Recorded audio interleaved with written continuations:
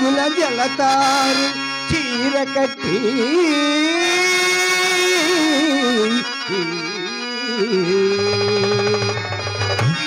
కురులయందు విరజాది మల్లెలు తురుముకొని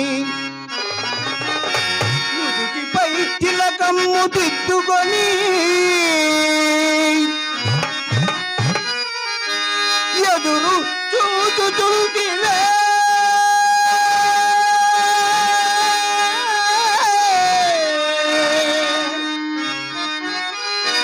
ఎవరి కోసము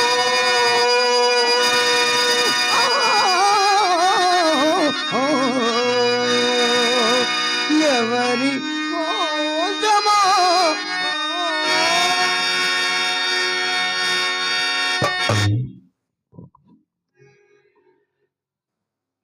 ఆరజనీకర మోహన బింబము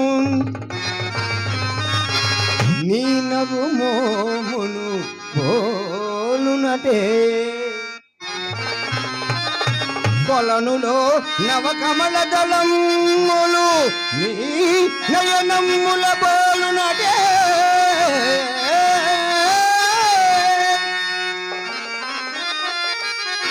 ఎచట చూచినా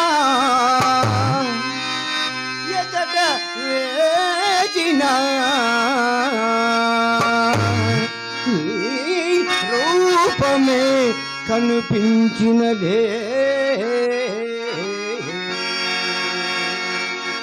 తల నిండా పూదండ దాచిన రాణి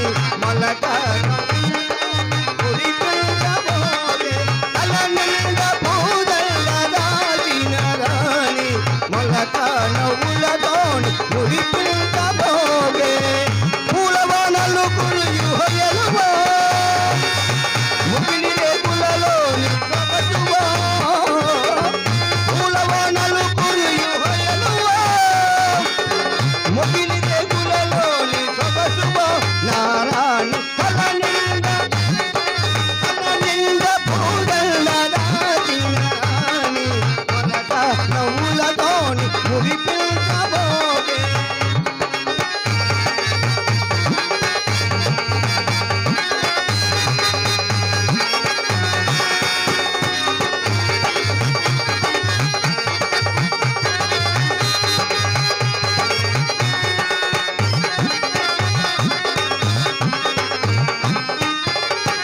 ఈ బాటలో నిలిచే మందారాలు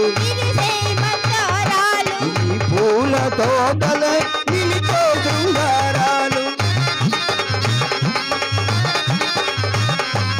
ఈ బాల తోటలో నిలిచే మందారాలు ఈ మేని సొగసులో నిలిచే శృంగారాలు ఈ మేనిలో పచ్చ చేమంతి అందాలు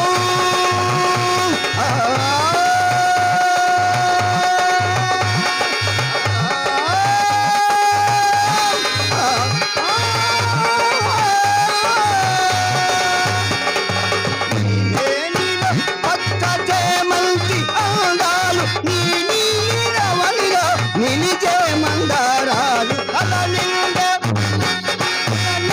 పూదల్ల దాచిన రాణి మొలక నవ్వులతోని మురిపించబోగే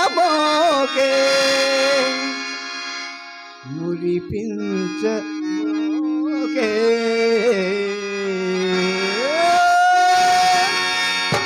పూర్తిగా ముస్తాబైనావు ఏమిటి కథ తెలిసినదా వచ్చిన కోపము ఎంత ముక్కు పట్టని ముత్యమువే అవునవును ఎవరి మాటలు వారికి ఇంపుగానే ఉండును ఈ పూట ఎవరో తప్పక పైకి మెచ్చిదరని అవును నమ్మకముగా చెప్పి వెళ్ళినందున మా అమ్మ నోరు కట్టవచ్చింది కదా అని మహా సంతోషంతో ముస్తాబై కూర్చోదుకు కలిగిన ఫలితమిది అదేమి పాపమో కానీ మా ఆడవారిని మీ మగవారు నమ్మరు కదా ఏ చండాలు నిన్ను నమ్మని వాడు నిర్మూలమైపో హాస్యమున కన్న మాటకు అంత అలికిందులకు హాస్యమును కూడా హద్దుండవలను వడల మండు హాస్యమా ఏమి పోని పొరపాటు కాని ఆ వాడి దగ్గరికి వచ్చినాడు వాడా వాడి ఎవడా వాడు? సుబ్బారావు ఇందులోకి వచ్చినాడు. ఆ సంగతి మీకెవరు చెప్పినారు? నేనే చూచినాను. వీధి గుమ్మం వచ్చినచో మీ అమ్మ కంటబడవలసి వచ్చునని పెరటి గుమ్మమ్మ గడకు వచ్చేసరికి తటాను తెలుసుకొని బడాలను బయటికి వచ్చినాడు. అంతటా నన్ను చూసి అతను చూసి నేను తెల్లబోయినాం. అంతటా అతనికి అనుమానం కలుగకూడనట్లు ఆ కోడిగమలాడుతూ కొంత దూరం తన వెంట వెళ్ళినాను. సుబ్బారావు గారు కోమడ బిడ్డ కోసినను నిజం చెప్పడు. అయినను అతనేం చెప్పినో తెలియనప్పుడు నేనేం చెప్పిన చిక్కే. వేలయాలి తెలివితేటలు ఇప్పుడే చూపించాలి. శంకర్ గారు ఎందుకు వచ్చినారని అతన్ని అడగపోతురా? అడిగినా. ఏం చెప్పిను? మేళమ కావలసి వచ్చినా అని చెప్పినాడు. చెప్పింది కదా, సందేహం ఎందులకు? నా సందేహమా?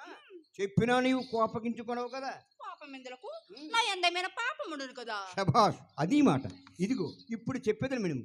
మేళమ కొరకు వచ్చినవాడు బెచ్చలివిడిగా వీధి గుమ్మను పోవక బెదరుతూ తడబడుతూ ఆ పెరటిదారును పోవుట ఎలా అని నా సందేహం. అదిగో మొగం చిట్లుంటున్నావు, ఇప్పుడే వచ్చినది కోపము. సర్లే అండి, అట్లయినా నేనే చెప్తున్నా ఆలకింపుడు. మేడం గురించి మాట్లాడు కానీ అతన్ని వెంట పెట్టుకుని మా అమ్మ మేడం మీదకి వచ్చిందండి.